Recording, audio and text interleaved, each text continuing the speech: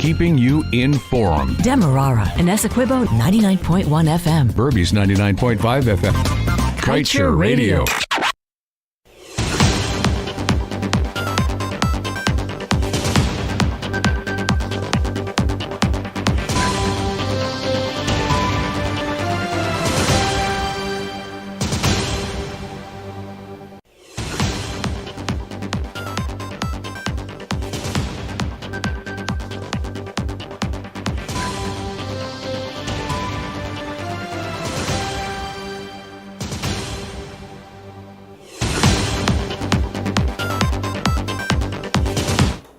Good day. Welcome to your news at noon on Kaieteur Radio. I'm Kevin Smith.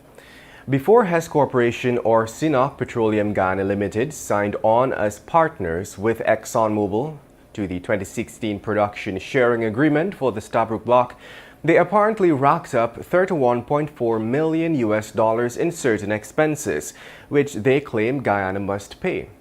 This was one of the major findings in an ongoing audit of $1.6 billion in expenses incurred between 1999 and 2017 by ExxonMobil's subsidiary, Esso, and its mentioned partners.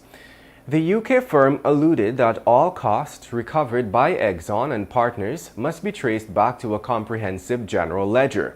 That ledger would show the details on how the money was spent.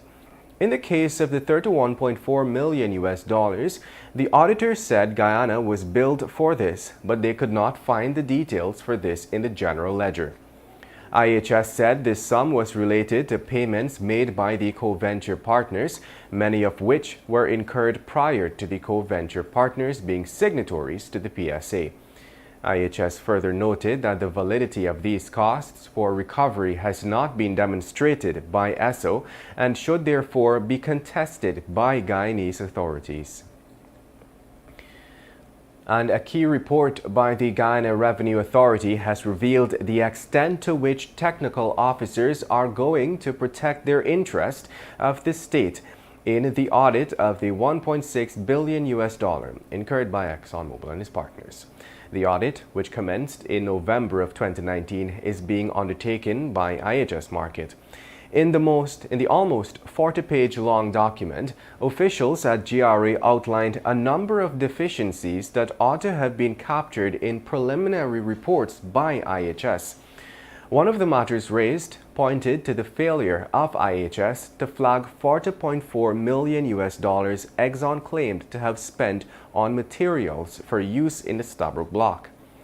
GRA said this sum could not be accounted for due to lack of vendor details. In the absence of transparency, GRA urged IHS to not overlook this sum and to ensure it is part of the pool of costs to be disallowed. Back in 2021, Guyana reportedly gave oil and gas companies $397 million in tax breaks on on-profit oil, which is about $191 million more than the country received that same year from personal income taxes paid by Guyanese workers. This was highlighted in a missive by members of the Oil and Gas Governance Network. The OGGN members Alfred Bulai, Andre Brandley, Janet Bulkin, Dars Kusial, and Joe Prasad stated that the Bank of Guyana reported that the country received $206 million in personal income tax for 2021, while the oil companies received a tax break of about $397 million. It is in this vein that the OGGN members said that in 2021, every Guyanese worker could have received a tax break instead of the rich oil companies receiving a tax holiday. And the lopsided Stabroek Block agreement, which local activists have been demanding be renegotiated, is laden with provisions that extend favorable terms to the contractor, while Guyana is left in many instances at the mercy of the developer. As with insurance and other aspects of the contract, the country will be left to foot costs associated with the activities in the Stabroek Block, even though these may be deemed inappropriate by the minister responsible for the sector. It is clearly outlined in a 2016 agreement the country signed with ExxonMobil and its partners.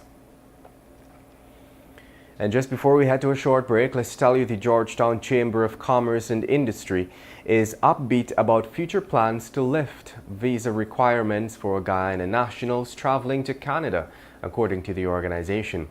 Senior representatives of the private sector group spoke with Mark Kevin Berman, Canada's High Commissioner to Guyana, about the matter, according to a statement from the GCCI, and were given the assurance that discussions were underway to remove visa restrictions altogether in the future, a decision that both parties are optimistic about. The Canadian diplomat was also talked with by the GCCI team, which included its president Kester Hudson and senior vice president Richard Rambaran. You're listening to Kaieteur Radio, 99.1 and 99.5 FM. This is the news at noon. We'll return after the break.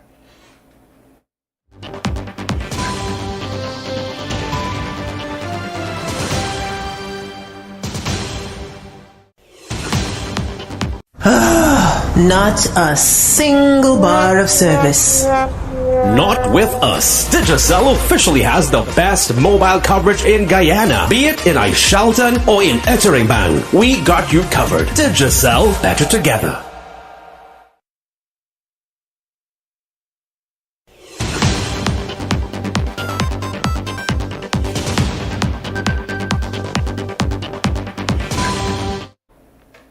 Welcome back. Farmers are set to benefit from small grants to enhance their productivity as the government continues to implement various initiatives to diversify the agriculture sector and ensure a food-secure nation. The Ministry of Agriculture and the Ministry of Tourism, Industry and Commerce Small Business Bureau signed an agreement recently for grants to be accessible to farmers, and the Department of Public Information reported this. Minister of Agriculture Zulfikar Mustafa made the disclosure, DPI said, stating that the government remains keen on ensuring that farmers are provided with the necessary agricultural inputs, technical training and investments to bolster output. And the Ministry of Housing and Water, Central Housing and Planning Authority commenced processing of agreements of sale for the initial 150 allottees of the tracked CHPA housing scheme in Letham, Region 9 on Saturday. Minister of Housing and Water Colin Crowell, who was present at the activity, stated that the process is a critical stage since it gives beneficiaries legal ownership of their land and they can now anticipate receiving their certificate of title, which can be used to obtain financing from banks to construct their dream homes.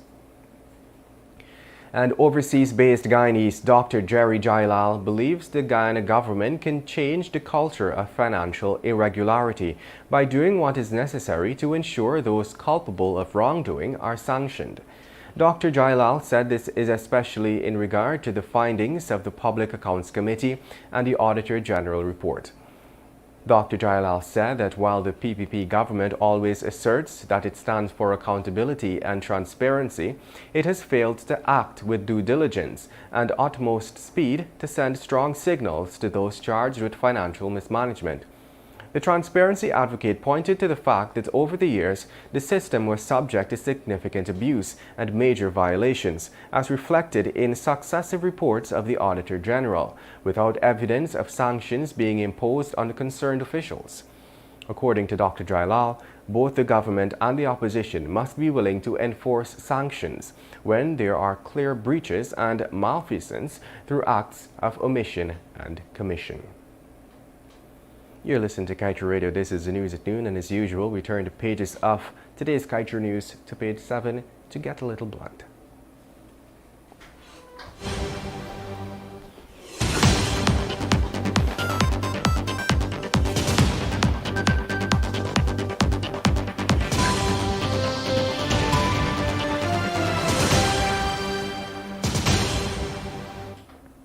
Too late could be the cry. Guyanese watching and listening what is happening with their oil. While citizens are watching and listening, the oil draining away. The longer they watch and listen, the more the oil is getting fetched away. By the time that Guyanese decide to move, the oil could be done and gone. Guyanese, The time is now. Take your destiny into your hands. And that brings us to the end of today's News at Noon. I'm Kevin Smith. Thank you for listening.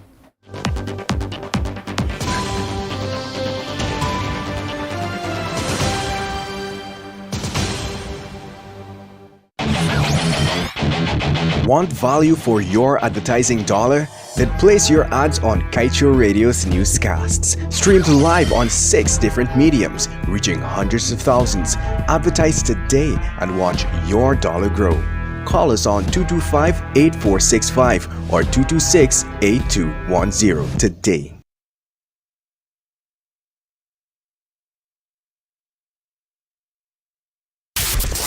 Kaieteur Radio. Covering Guyana from coast to coast. Demerara and Essequibo 99.1 FM. Berbice 99.5 FM. Kaieteur Radio.